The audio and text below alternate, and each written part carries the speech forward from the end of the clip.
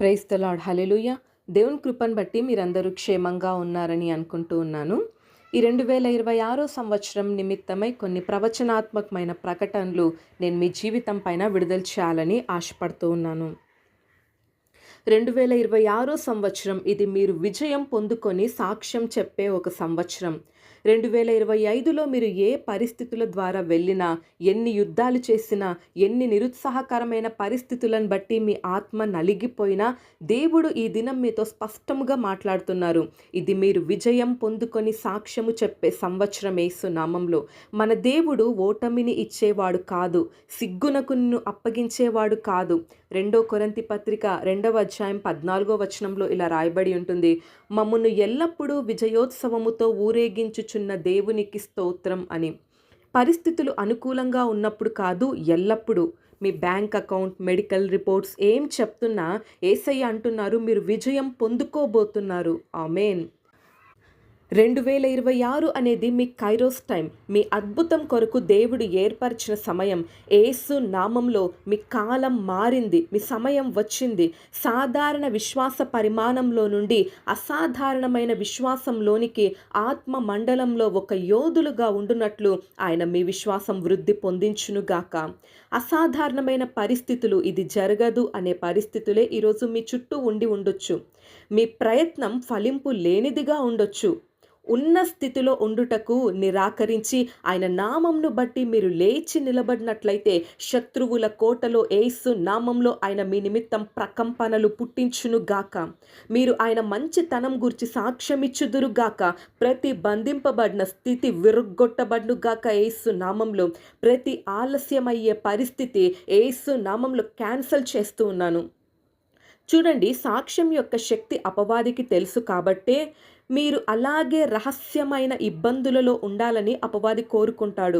మీరు స్వస్థత పొందకుండా ఉండాలని, కోల్పోయినవి మరలా పొందుకోకుండా ఉండాలని ప్రయత్నిస్తాడు.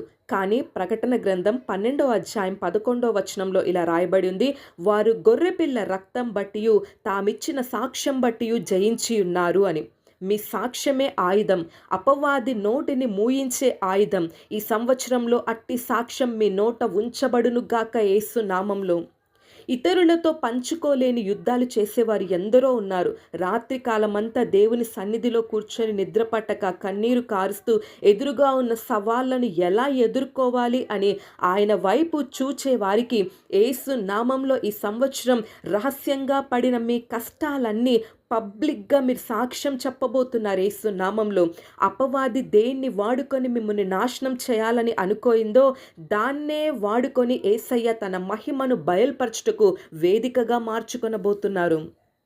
ఇశ్రాయేలీలను ఐగుప్తు నుండి విడుదల ఇవ్వాలని దేవుడు అనుకున్న సమయంలో అక్కడ ఒక మాట రాయబడి ఉంటుంది, మోషే వెళ్ళి ఫరో ఎదురుగా నిలబడి ఇశ్రాయేలీలను బయటకు పంపించమని అడిగిన ప్రతిసారి అంట ఫరో హృదయం కఠినం చేయబడెను అని. అయితే నిర్గమకాండం 14వ అధ్యాయం 13-14 వచనాలలో ఇలా రాయబడి ఉంటుంది, దేవుడు అన్నాడు, భయపడకుడి, నేనే మీ పక్షంగా యుద్ధం చేస్తాను, మీరు ఊరకుండుడి అని. నేడు మీరు చూచిన ఐగుప్తీయులను ఇక ఎన్నటికీ చూడరు అని దేవుడు అంటున్నాడు. మీ స్వంతంగా, మీ శక్తితో, మీ సొంత బలంతో ఇప్పటి వరకు మీరు యుద్ధం చేశారేమో, కానీ అది కాదు. ఈ సంవత్సరం ఆయన మీ పక్షంగా యుద్ధం చేస్తారు. దేవునితో యుద్ధం చేసి ఎవ్వరు గెలవలేరు. ఓటమి అనేదే ఉండదు. కనుక యేసు నామంలో మీ జీవితంలో లొంగకుండా నిలబడి ఉన్న ప్రతి సమస్య, కదలకుండా ఉన్న ప్రతి కష్టం, మారకుండా ఉన్న ప్రతి పరిస్థితి మీ పక్షంన ఆయనే ఈ సంవత్సరంలో యుద్ధము చేయునుగాక. ప్రతి సంవత్సరం అవే సమస్యలు, అవే ఆర్థిక ఇబ్బందులు, అవే అనారోగ్యాలు, సంబంధ బాంధవ్యాలలో సమస్యలు. దేవుడు అంటున్నాడు, ఇదే చివరిసారి, మరలా మీరు చూడరు. నేడు మీరు చూచిన ఐగుప్తీయులను మరలా ఇక చూడరు యేసు నామంలో.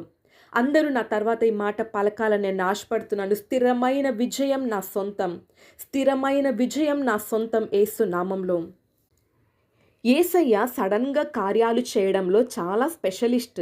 చివరి నిమిషంలో కథ ఎలాగైనా మార్చేయగలడు. అపోస్తుల కార్యం 16వ అధ్యాయంలో పౌలు శీలలు చెరసాలలో ఉండినప్పుడు అకస్మాత్తుగా భూకంపం కలిగించాడు. అదే దేవుడు ఈ సంవత్సరంలో అకస్మాత్తుగా మిమ్మల్ని దర్శించునుగాక. ఇది ముగించబడింది అని మీరు అనుకున్నప్పుడు, శత్రువే గెలిచాడు ఇక అని మీరు అనుకున్నప్పుడు, గాడ్ ఆఫ్ సడన్లీస్గా, గాడ్ ఆఫ్ లాస్ట్ మినిట్ మెరాకిల్స్గా మిమ్మల్ని దర్శించునుగాక. అకస్మాత్తుగా ద్వారం తెరవబడునుగాక. అకస్మాత్తుగా విడుదల వచ్చునుగాక. అకస్మాత్తుగా వాగ్దానం నెరవేరునుగాక. అకస్మాత్తుగా సాక్ష్యం ఉద్భవించునుగాక యేసు నామంలో. గడిచిన సంవత్సరంలో మిమ్మను దాటిపోయిన అవకాశాలు ఈ సంవత్సరంలో మరలా మిమ్మను చేరునుగాక. మీ నుండి దొంగలించబడిన ప్రతి మంచి కార్యం తిరిగి ఏడంతలుగా సమకూర్చబడునుగాక. యేసు నామంలో మీరు ఓడిపోయిన వారు కారు, మీరు గెలుపొందిన వారు, మీరు పరిపాలించువారు. మీ అభివృద్ధికి ఆటంకాలుగా ఉన్న సాతాను శక్తులు మిమ్మల్ని వదిలి వెళ్ళునుగాక యేసు నామంలో. మీకు వ్యతిరేకంగా గుంపు కూడిన దుష్ట సమూహం పరిశుద్ధాగ్ని చేత చల్లా చెదురగునుగాక. సిగ్గు కొరకు నియమింపబడిన వారు కారు మీరు. ఈ సంవత్సరంలో ఆయన మహిమ కోసం మీరు ఏర్పరచబడి ఉన్నారు. 2026 సంవత్సరంలో మీరు ఉత్సవం చేసుకుందురుగాక యేసు నామంలో. వాక్యం అంటుంది, జీవ మరణములు నాలుక వశములు అని. మీ నోటితో మీరు ఏది డిక్లేర్ చేయబోతున్నారో ఆమెన్ అని ఈ యొక్క డిక్లరేషన్స్ కోసం మీరు అంటూ ఉంటుండగా బలముగా ఆయన కార్యం మీ జీవితంలో జరుగునుగాక. మృత సంబంధమైన మాట మీ నోట నుండి కొట్టివేయబడునుగాక. విశ్వాసపు మాటలే మీ నోట ఉండునుగాక. నేను ప్రయత్నిస్తున్నాను అని అనకండి. క్రీస్తునందు నేను అత్యధిక విజయం పొంది ఉన్నానని పలకండి. ఈ పని నాకు చాలా కష్టంగా ఉంది అని కాదు, కానీ క్రీస్తునందు నేను అన్నీ చేయగలను, నాకు సమస్తం సాధ్యమే, నేను నమ్ముతున్నాను అని పలకండి. మీరు పలుకుతూ ఉండగా మార్గము లేని చోట ఆయన మార్గం ఏర్పరుస్తారు. హల్లెలూయా. ఈ సంవత్సరం మీ జీవితంలో ఒక year of victory and year of టెస్టిమనీగా డిక్లేర్ చేయబడునుగాక. దేవుడు మిమ్మల్ని దీవించునుగాక. ఆమేన్.